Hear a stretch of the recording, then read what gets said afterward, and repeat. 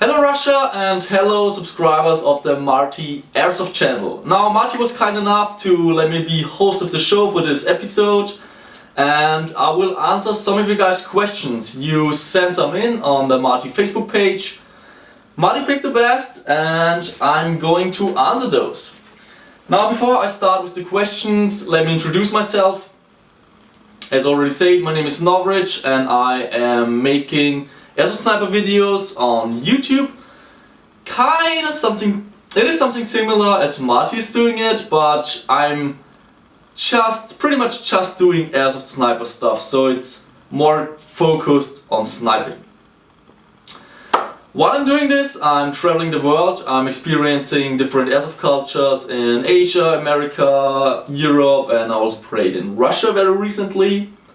So I think it might be interesting for you guys to see my perspective of the Russian Airsoft community, because again, I've already seen lots of Airsoft communities all over the world. So I will give you some insights.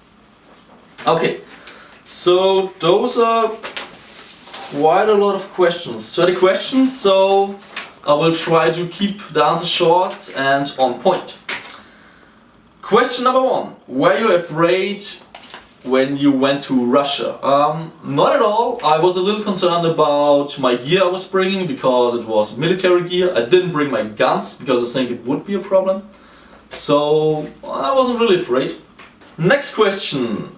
What did you like and what did you not like about Wargame 9? To be honest, I liked everything about this game. It was one of the best experiences I've had in Airsoft because it was something really new. I'm doing this now for 8 years and I'm traveling the world when I'm playing Airsoft, so there's always new stuff coming in, but this was a whole new level of Airsoft. Just the tanks, this Russian madness was so insane. The mod, all these pyrotechniques, the amount of players, it was just such a huge game.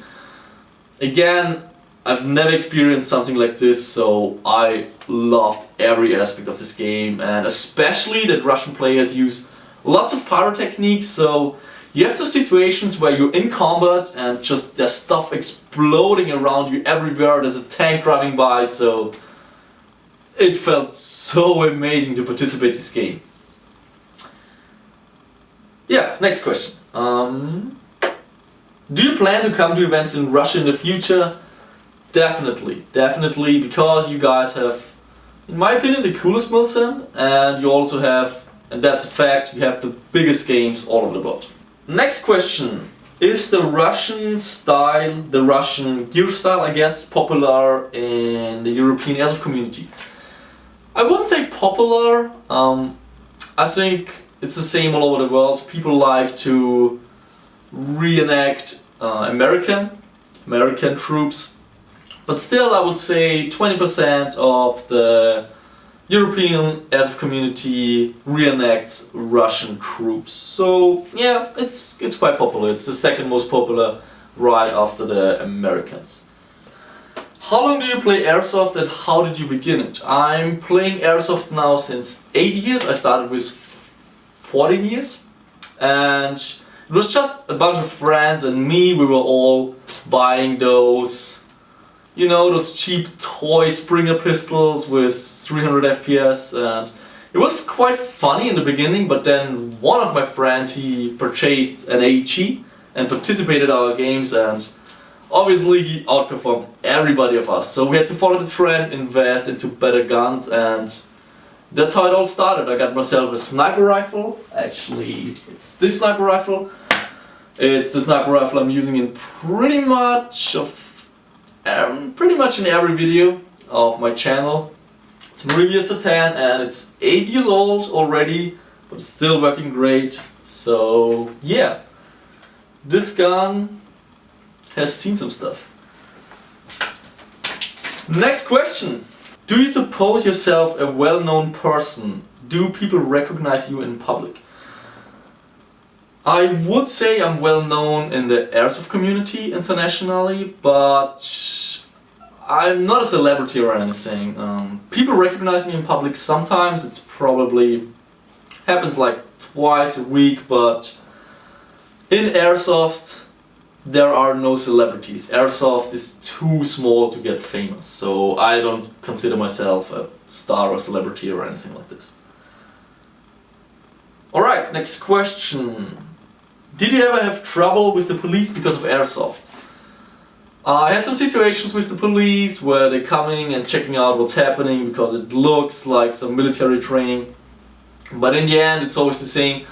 The police comes and they check out their guns, and then they're so fascinated by the function that they can shoot those plastic bullets. So usually they just, you know, they like it and they just drive off, and some of them actually start playing after those situations, some of the policemen.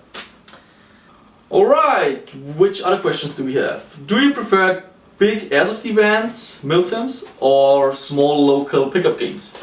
I like a good mix of both because, okay, milsims are great for the military immersion you're getting, but then they're very inconvenient. It takes so much time to prepare for a milsim, and the milsim itself is also very time consuming. So I like a good mix of both. A milsim once in a while, and in between the milsims just some nice convenient pickup games.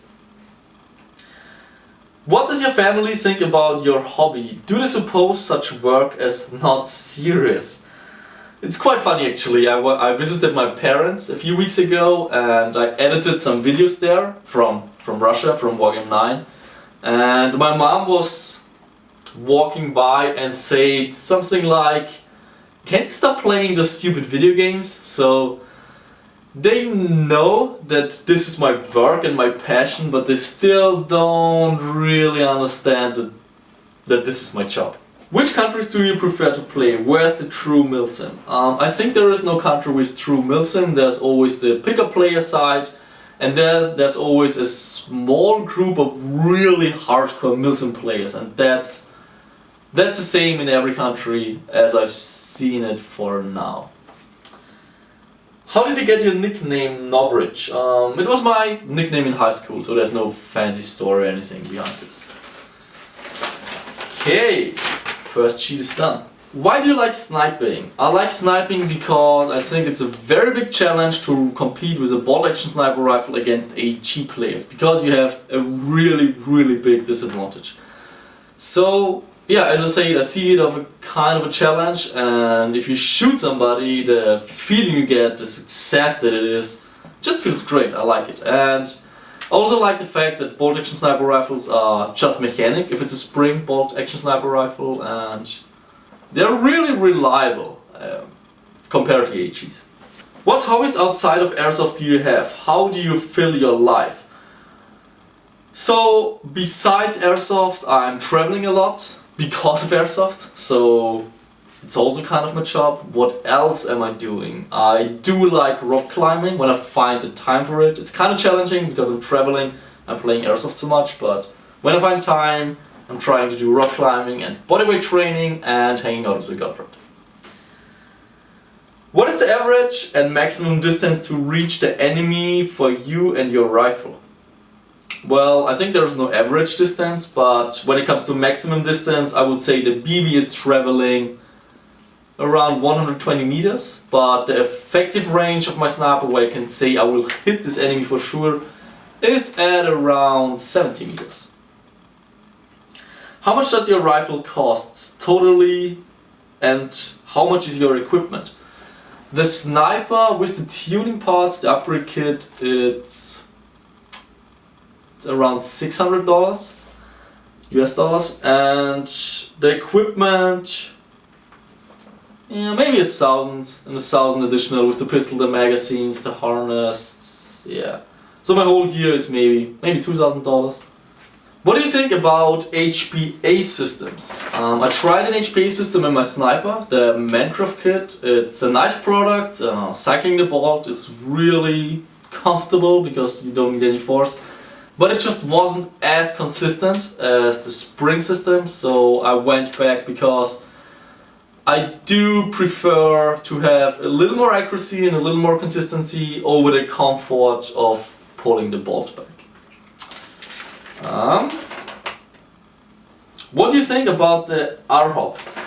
ROP is a great thing. It really increases the range and the accuracy of your rifle, so everybody who's doing tech work on his gun, ROP is something you should consider installing in your gun. I have it in my sniper rifle and it does increase the range quite a lot. So it's a pain to install, but once it's in your gun, you will not regret the process of installing it. Another question is, what's the speed of your rifle? With 0.2 gram BBs, it shoots usually at 550 FPS, but it really depends on the game. I always try to have the maximum FPS allowed on the field. So I played in Sweden one time, for example. There it was 650 FPS. That was the limit, so my gun also shoots exactly those FPS. Because I just want to have that little range advantage over HE players. What do you think about HE sniper rifles? They're very effective, but I don't like the trigger response. And I don't like that they're just not as reliable as spring bolt action sniper rifles. And the FPS limits are usually lower than on the bolt action. So I just like to have the most accurate gun, the gun with the most range in the field, and that's why I have to stick with the bolt action sniper rifle. Do you like to play at night? That's a definite no, I don't like to play at night.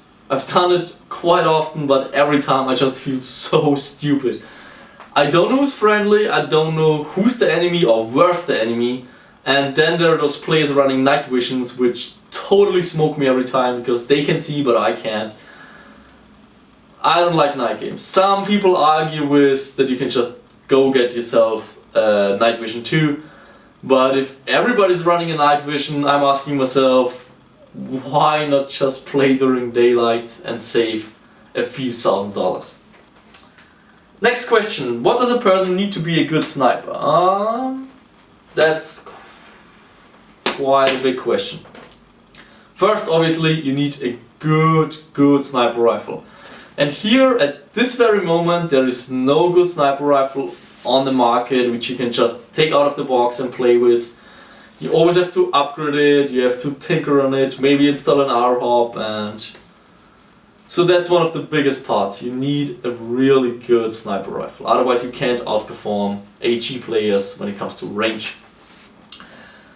Then camouflage is important, but I think it's a little overrated. It's way more important how you move and where you move, you know, always try to stay in shadows and stuff. But all of this stuff, I can't really teach you this on camera. You can learn a little from my videos, I think, but the only real way to learn it is just by playing a lot. Just experience different situations and try to learn from them. Every time you get hit, for example, don't just raise your hand and walk off the field. Raise your hand and think of what just happened. Why did you get killed? And this way you can learn. It's a learning process. It takes a lot of time to get a good airsoft sniper. Just like everything else in airsoft. It needs time and a lot of passion. Do you replicate any real troops? No. And the reason why it is like this is because I want to be as effective as an airsoft sniper as possible. So I adapt the gear to my needs, and if I try to replicate somebody else, it will never be the kit that works best for me. So I'm not replicating any other troops. That's it, I think. Those were our questions. Some really good ones. Okay, thank you for submitting all those good questions. Were some really good ones. And if you want to know more about me or my channel, there will be a link in the video description to the Russian wargame video. Go check it out. It's really cool, I think, and you can see some of the Russian madness you guys are used to. So yeah, thanks for Marty for having me in and for the cool questions again. This is NOVRITSCH signing out.